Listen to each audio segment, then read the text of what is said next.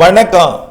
செல்வகுமாரின் சர்வதேச வானிலை ஆய்வறிக்கை உலக தமிழர்களுக்கானது. 2025 மே 10 சனிக்கிழமை இந்திய நேரப்படி அதிகாலை 4 மணிக்கு பதிவு செய்யப்படும் ஆய்வறிக்கை. முதல்ல அமெரிக்காவை பார்ப்போம். அமெரிக்காவில் 3 நிகழ்வு இருக்கு. வலு குறைந்த நிகழ்வாக இருந்தாலும் வலுவான மழைப்பொழிவு கொடுக்கிறது. இடி மின்னலுடன் கூடிய மழைப்பொழிவு. ஒரு நிகழ்வு பார்த்தீங்கன்னா நியூயார்க், வாஷிங்டன் பகுதிகளில் கனமழை பொழிவை கொடுத்து கொண்டிருக்கு. மற்றொரு நிகழ்வு பார்த்தீங்கன்னா நியூ ஆர்லைன்ஸ், மிசிசிப்பி, அலபாமா மாகாணத்தில், லூசியானா மற்றும் மிசிசிப்பி, அலபாமா மாகாணத்தில் கனமழை பொழிவை மெக்சிகோ வளைகுடாவை ஒட்டி கொடுக்கிறது. கடும் இடி மின்னல் மழை பொழிவு கொடுக்கிறது. அடுத்தது இன்னொன்று பார்த்தீங்கன்னா மெக்சிகோவில் தான் கொடுக்குது. மெக்சிகோ வளைகுடாவோட தெற்கு பகுதி, மெக்சிகோ சிட்டி மற்றும் அதனை ஒட்டியுள்ள பகுதிகள் எல்லாம் கனமழை பொழிவு. அமெரிக்காவை பொறுத்த வரைக்கும் 2 நிகழ்வு, மெக்சிகோவில் ஒரு நிகழ்வு, 3 நிகழ்வு. இந்த நிகழ்வு படிப்படியாக அப்படியே கிழக்கு நோக்கி நகர்ந்து புளோரிடா மாகாணத்துக்கு மழைப்பொழிவை கொடுத்து அப்படியே அட்லாண்டிக் பெருங்கடல் நோக்கி விலகும். அதே போல் வெர்ஜீனியா பீச் மற்றும் வாஷிங்டன் பகுதியில் நீடித்து கொண்டிருப்பது, நியூயார்க் பகுதியில் நீடிப்பதும் அப்படியே அட்லாண்டிக் பெருங்கடலில் இறங்கிடும். இருந்தாலும் இன்னும் 24 மணி நேரத்துக்கு கனமழை பொழிவை கொடுத்து விட்டு தான் இது போகும். இந்த நிலையில் இந்த நிகழ்வு வரக்கூடிய 24 மணி நேரம் கனமழை பொழிவை கொடுத்து விலக, 24 மணி நேரம் இல்லை, இன்னும் ஒரு 48 மணி நேரம் கொடுத்துவிட்டு போகும். அதில் குறிப்பாக புளோரிடாவுக்கு 11ஆம் தேதியும் 12ஆம் தேதி தான் புளோரிடாவிற்கு கனமழை பொழிவை கொடுத்து 13ஆம் தேதி தான் விலகும் போல் தெரியுது. 13 ஒரு 3 நாட்களுக்கு இருக்குது இந்த மழைப்பொழிவு. 13ஆம் தேதியும் புளோரிடா மட்டும் கொடுக்காது, புளோரிடாவிற்கு வடக்கே இருக்கக்கூடிய நியூயார்க், வாஷிங்டன் டிசி வரைக்குமே கொடுக்கும். 13ஆம் தேதி, 14ஆம் தேதி தான் இது விலகும் என்று எதிர்பார்க்கப்படுகிறது. இது விலகினாலும் அடுத்த நிகழ்வு வந்துருங்க. அதாவது கனடா எல்லையோரத்திலிருந்து அடுத்த நிகழ்வு 14ஆம் தேதி வரும். அந்த நிகழ்வு அப்படியே கிழக்கு நோக்கி வேகமாக அது கனடா எல்லையோரம் மற்றும் வாஷிங்டன், நியூயார்க் பகுதியை நோக்கி நகரம் எதிர்பார்க்கப்படுகிறது. இருந்தாலும் அடுத்தடுத்த நிகழ்வுகள் வரை இருக்குது. மெக்சிகோ வளைகுடாவை ஒட்டி அடுத்த நிகழ்வு பார்த்திங்கன்னா 20ஆம் தேதி வாக்கில் வரும். ஆக 10 நாட்களுக்கு 2 நிகழ்வு இருக்குது. இப்போது தொடர்ந்து அமெரிக்காவில் கனமழை பொழிவிற்கு சாதகம் இருந்து கொண்டிருக்கு. இந்த ஆண்டு அமெரிக்காவிற்கு திடீர் மழை பொழிவு, திடீர் வெள்ளப்பெருக்கு, திடீர் புயல், திடீர் இடி மின்னல். அதுவும் இடி மின்னல்னா அமெரிக்கா மட்டும் இல்லைங்க, ஒட்டுமொத்த உலகத்திற்கே இந்த ஆண்டு இடி மின்னல் அதிகமாக இருக்கும். கார்பன் அதிகமாகிவிட்டது, கார்பன் குவிதல் அதிகமாகிவிட்டது. கார்பன் வெளியிடுறது ஒரு நாடாக இருக்கும், ஆனால் அதனால் பாதிக்கப்படுறது ஒரு பக்கம் இருக்குது. ஆகவே எல்லாமே காற்றோட போக்குவரத்து காரணமாக குவிக்கப்படுகிறது ஒரு இடத்துல.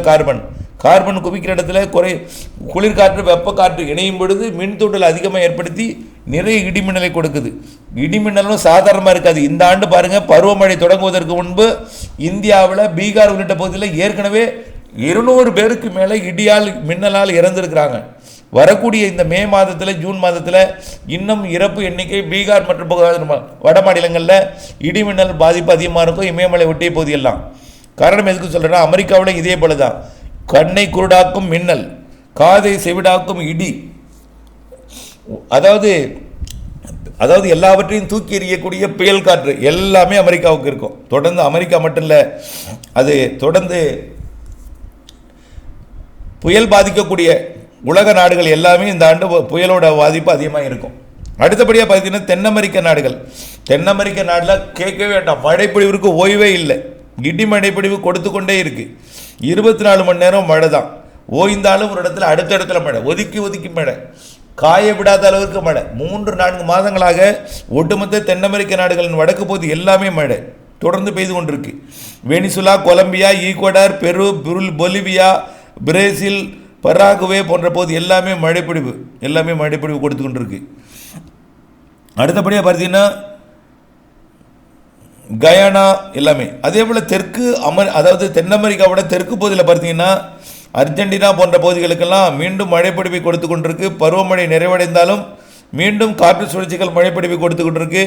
உயரழுத்தத்தின் காரணமாக சிலி போன்ற பகுதிகளில், அதாவது குளிர்காலம் தொடங்கினாலும் குளிர்கால மழைப்பொழிவு வலுப்பெற்று பெய்து கொண்டிருக்கிறது. சிலி போன்ற பகுதிகள் எல்லாமே கடற்கரை ஓரம், பசிபிக் பெருங்கடல் ஓரம், ஆகவே மழைப்பொழிவு ஏதோ ஒரு காரணத்தினால அது கடல் குளிர்ந்திருந்தாலும் உயரழுத்தம் காரணமாகவும் வெப்பக்காற்று குளிர்காற்று இணைவு காரணமாக தென் அமெரிக்காவோட தெற்கு பகுதியில் சிலியில் மழைப்பொழிவு கொட்டுகிறது. ஆகவே நல்ல ஒரு உலகத்திற்கு இந்த ஆண்டு வானிலை அமைப்பு மழை வானிலையாகத்தான் இருக்குது. மழை அதிகமாக இருக்கும் என்பது தான் இந்த ஆண்டோட வானிலை ஒரு கணிப்பு தெரிவிக்கிறது. அதே போல் ஆப்பிரிக்கா பார்த்திங்கன்னா ஆப்பிரிக்காவோட மத்திய பகுதி கனமழை பொழிவு பொழிந்து வருகிறது. காங்கோ, அதாவது காங்கோ பகுதி மட்டும் இல்லாமல் அப்படியே பார்த்தீங்கன்னாக்க ஒட்டுமொத்த மத்திய ஆப்பிரிக்கா பகுதி வரக்கூடிய நாட்களில் பார்த்தீங்கன்னா உகாண்டா உள்ளிட்ட பகுதிகளுக்கு கனமழை காத்திருக்கு. இப்போ நாளைக்கு ஞாயிற்றுக்கிழமை உகாண்டாவிற்கு கனமழை இருக்குது. ஆனால் பெரும்பாலும் இந்த ஏரிக்குள்ளே தான், விக்டோரியா ஏரிக்குள்ளே தான் உகாண்டாவில் நல்ல மழை பொழிவு பொழியும். South Sudan, Uganda, Tanzania, Kenya இதெல்லாம் நல்ல கனமழை பொழிவு இடிமழை பொழிவு காத்திருக்குது. வரக்கூடிய நாட்கள் எல்லாமே தொடர்ந்து மழை இருந்து கொண்டே இருக்கும். இனிமேல் மழை பொழிவு கொஞ்சம் தீவிரமடையும். ஆனால் தொடர்ந்து பெய்து கொண்டே இருக்காது. விட்டு விட்டு மழை, ஒதுக்கி ஒதுக்கி மழை, ஆங்காங்கே மழை, நாள் முழுவதும் 24 மணி நேரமும் பெய்கிற மழை இல்லை. ஒதுக்கி ஒதுக்கி ஒதுக்கி ஒதுக்கி ஆங்காங்கே மழை பொழிவு. ஆப்பிரிக்காவோட மத்திய பகுதி, அதாவது கென்யா, டான்சானியா மற்றும் எத்தியோப்பியா, சோமாலியா, சவுத் சூடான் மற்றும் உகாண்டா, காங்கோ போன்ற பகுதிகளுக்கெல்லாம், அதே போல் சென்ட்ரல் ஆப்பிரிக்கன் ரிப்பப்ளிக் பகுதி இதெல்லாம் நல்ல மழைப்பொழிவை கொடுக்கும் வரக்கூடிய நாட்கள்லாம். ஆனால் பாதிக்காது. பெய்ய வடிய இடைவெளி கொடுக்க, மீண்டும் இடிமழைப்பொழிவு கொடுக்க, ஒரு விட்டு விட்டு மழைப்பொழிவு இந்த நாடுகள் எல்லாமே இருந்து கொண்டே இருக்கும். அதே போல் மடகாஸ்கர் பகுதி, மடகாஸ்கர் மட்டுமில்லாமல் அப்படியே மொரிஷியஸ் பகுதிகளிலையும் இதமான வெப்பநிலையை கொடுத்து கொண்டே இருக்கும். அதே போல் ஐரோப்பிய நாடுகளை பார்த்தீங்கன்னா மேற்கத்திய இடையூறாக வரக்கூடிய நிகழ்வு இப்போ உடனடியாக மேற்கத்திய இடையூறு ஏற்கனவே இமயமலைக்கு வந்து ஒரு கனமழை பொழிவை வடகிழக்கு மாநிலங்கள் வரைக்கும் கொடுக்க போகுது. நாளைக்கு நாளை மறுநாள் அடுத்த மேற்கத்திய இடையூறு நுழைவது கொஞ்சம் தாமதம் ஏற்பட்டு இருக்கு. இருந்தாலும் 15, 16ஆம் தேதி தான் 15, 16 உள்ள 20ஆம் தேதி ஆகிடும். 20ஆம் தேதி வாக்கில் தான் அது மேற்கத்திய இடையூறாக அது நுழைய போகுது. அது உடனடியாக ஒரு வலுவான மேற்கத்திய இடையூறாக இல்லை. இருந்தாலும் ஐரோப்பிய நாடுகளுக்கு நல்ல மழைப்பொழிவை கொடுக்க போகுது என்று கொடுக்கலாம் என்று எதிர்பார்க்கப்படுகிறது. ஆகவே ஐரோப்பிய நாடுகளுக்கும் ஒரு பெரிய பாதிக்கும் மழை இல்லை. வங்கக்கடலில் உருவாகக்கூடிய நிகழ்வு தான் இந்தியாவினுடைய தென் மாநிலங்களுக்கு கனமழை பொழிவை கொடுக்க போகுது. நேரடியாக அந்த நிகழ்வு தாக்கம் இல்லை. வடமேற்கு காற்று வெப்பச்சலன இடிமழை கோடை மழையை வலுவாக்க போகிறது. இந்தியாவோட தென் மாநிலங்களுக்கு வடகிழக்கு மாநிலங்களுக்கும் நிகழ்வு போய் 20, 21ஆம் தேதி வாக்கில் ஒடிசா மேற்கு வங்க பகுதியில் கிடக்கும்போது அங்கேயும் மழைப்பொழிவையும் வட மாநிலங்களுக்கு நல்ல மழைப்பொழிவு கொடுக்க போகுது. கோடை என்பது அக்னி வெயில் என்பது இல்லாமல் சாதாரண புழுக்க வெயிலாக இருந்தால் அதுவும் குளிர போகிறது. கோடை மே இறுதி 15 நாள் மிகச்சிறப்பான மழை தென் மாநிலங்களுக்கு காத்திருக்கிறது எனலாம். அடுத்தபடியாக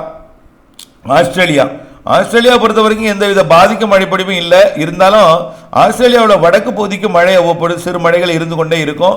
ஆஸ்திரேலியாவோட கிழக்கு கரைக்கு கொஞ்சம் மழை தெரிகிறது. அதாவது குயின்லாந்து மாகாணத்திற்கு வரக்கூடிய 17ஆம் தேதியிலிருந்து கொஞ்சம் நல்ல மழைப்பொழிவு கொடுக்கும்னு எதிர்பார்க்கப்படுது. குயின்லாந்து மாகாணத்திற்கு அந்த மாகாணத்துக்கு 16, 17 மழைப்பொழிவை கொடுக்க தொடங்கி மழை இருந்து கொண்டே இருக்கும். அப்புறம் அப்படியே அந்த மழைப்பொழிவு வந்து தெற்கு, அதாவது எங்கே போகும்னா தெற்கு ஆஸ்திரேலியாவோட அதாவது சவுத் வேல்ஸ் பகுதிக்கு போகும். நியூ சவுத் வேல்ஸ் பகுதிக்கு, அதாவது சிட்னி உள்ளிட்ட பகுதியை நோக்கி நகரும் என்று எதிர்பார்க்கப்படுகிறது. 22, 23 அது தொடர்ந்து 22, 23ஆம் தேதி 2 மாகாணத்துக்கு நல்ல மழை.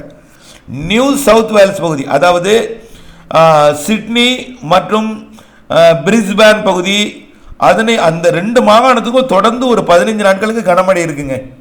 ஆஸ்திரேலியாவோட கிழக்கு பகுதியில் இருக்கக்கூடிய 2 மாகாணங்களுக்கும், ஆஸ்திரேலியாவோட கிழக்கு பகுதி மாகாணங்களுக்கு சிறப்பான மழைப்பொழிவை கொடுக்க இருக்கிறது. அதே போல் சிங்கப்பூர், மலேசியா மற்றும் புருனே, தெற்காசியா, தென்கிழக்காசியா எல்லாமே இடிமழை பொழிவு தொடர்ந்து இருந்து கொண்டே இருக்கும்.